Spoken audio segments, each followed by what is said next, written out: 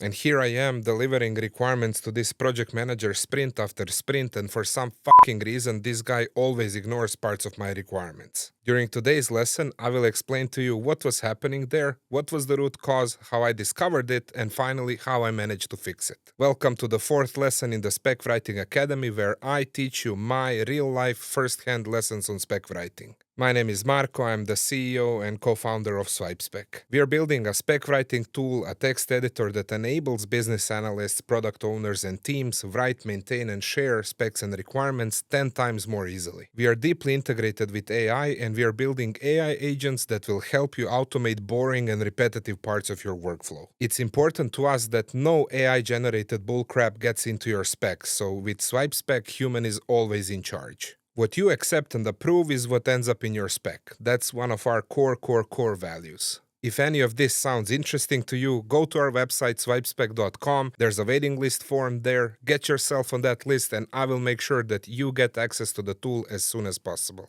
By using SwipeSpec for spec writing, we are making sure that all of these lessons are natively integrated within the tool, so you don't have to worry about it. Now let's go back to today's lesson. So the setup was as follows. There was an external team and they had a project manager. He was gathering all the necessary inputs for the sprint, and that person was also prioritizing what gets done. As I had just a little bit of experience with spec writing back then, I wasn't applying all of these lessons. I was trying to do my best to document as much as I can on time. I needed to deliver all the inputs and requirements to this person so that they can plan the sprint on time. Guys, it was hard. I never liked spec writing, but I was pushing and I was very proud of my work. Basically, I thought it was good and it was high quality input. All was clear, no questions were asked, but when the sprint rolled around, I've seen that the parts of the spec was never delivered. I assumed that it was too much work for that sprint and that the remainder of the unfinished work will just roll over into the next sprint.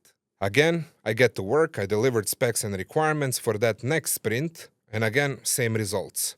Things didn't roll over into the next sprint, and they delivered only parts of the given spec for this second sprint again. I was trying to figure out what was happening, and my mindset was totally focused on the assumption that it was just too much work for that sprint. At some point, I even started asking for a catch-up sprint where they will fix all the things that were skipped. And then one day, this guy asks me in a meeting like, "What do you mean things that were skipped?" At that moment, we were both confused.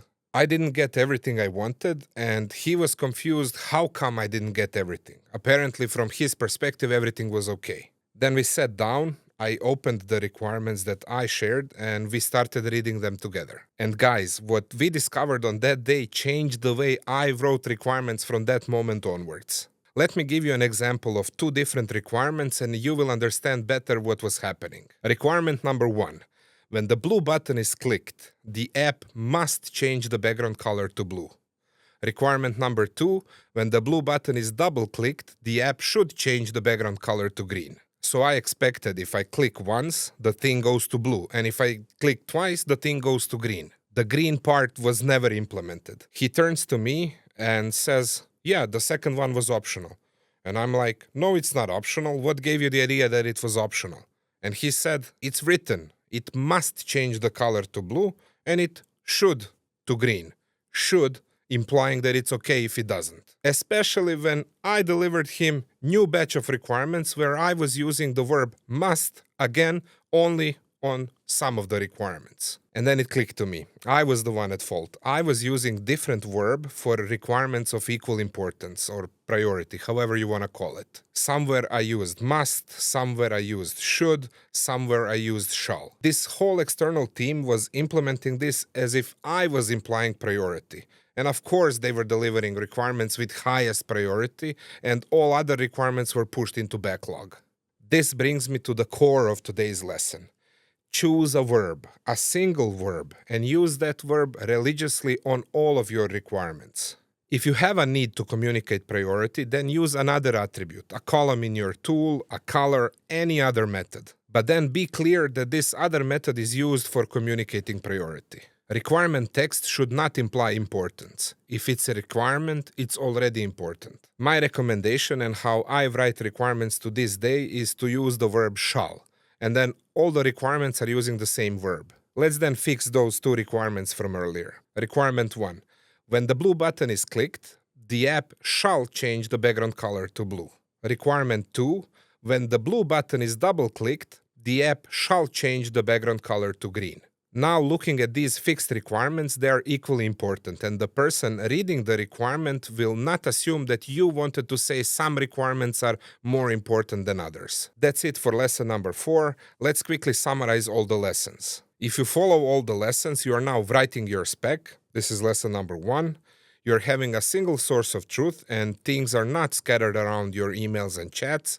That's lesson number 2. You are naming things correctly and being consistent about naming and nomenclature. That was lesson number 3. And finally, you are using a single verb like shall so that anyone consuming your requirements doesn't have to think about priority.